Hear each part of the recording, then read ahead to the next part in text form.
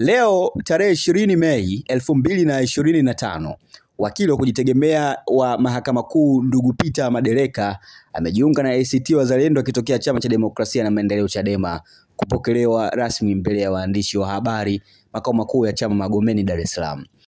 Wakili Madereka amepokelewa na makamu mwenyekiti bara ndugu Isaka Mchinjita akiambatana na katibu mkuu ndugu Ado Shaibu. Akizungumza mara baada ya kukabidhiwa kadi yake ya uwanachama, wakili Madereka amesema ameamua kujiunga na ACT Wazalendo ili kutumia uzoefu na uwezo wake wa kitaaluma kwenye nyanja ya sheria, haki za binadamu na demokrasia kutoa mchango wake katika ujenzi wa taasisi imara za kisiasa hususan ACT Wazalendo ili kuimarisha upinzani dhidi ya CCM. Tukimnukuu, Madereka amesema, "Nimejiunga ACT Wazalendo ili kuimarisha nguvu za upinzani na hivyo kutoa fursa kubwa ya matumaini kwa Watanzania kwamba muda si mrefu tutafika kilele ambapo kule tunapataka kuelekea. Hitaji la kuwa na maendeleo ya kisiasa, hitaji la kuwa na demokrasia katika nchi, hitaji la kuwa na utawala unaoheshimu kazi na haki za binadamu ni vita kama zilivyo vita nyingine.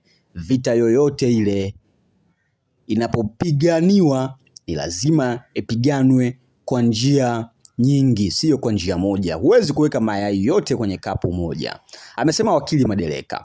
Awali, makamu mwenyekiti bara alimkaribisha wakili Madereka amemuelezea kuwa ni miongoni mwa mawakili na wanaharakati nguli na wenye ujasiri mkubwa wa kupigania haki na demokrasia Tanzania, ambaye rekodi yake imejipambanua.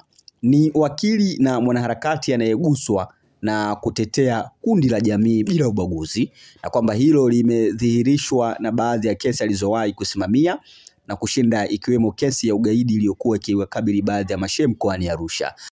Hatua ya wakili Madereka kujiunga na chama hicho ni miongoni mwa mikakati ya ACT Wazalendo kujipanga katika kukabili uchaguzi mkuu wa Oktoba 2025 yenye malengo ya kupata uwakilishi kwenye vyombo vya maamuzi unaotokana na wananchi, utakaowawezesha ulinzi wa demokrasia, haki za binadamu na ustawi wa jamii ya Watanzania. Taarifa hii imepitishwa na Shangwe Ayo kwa saini yake, ambaye ni naibu katibu wa idara ya habari, uenezi na mahusiano na umma ACT Wazalendo, Mei 20, 2025. Una maoni gani baada ya tunamuona huyu Madereka wakili ambaye alikuwa na damu ya Chadema kabisa na amesaliti chama?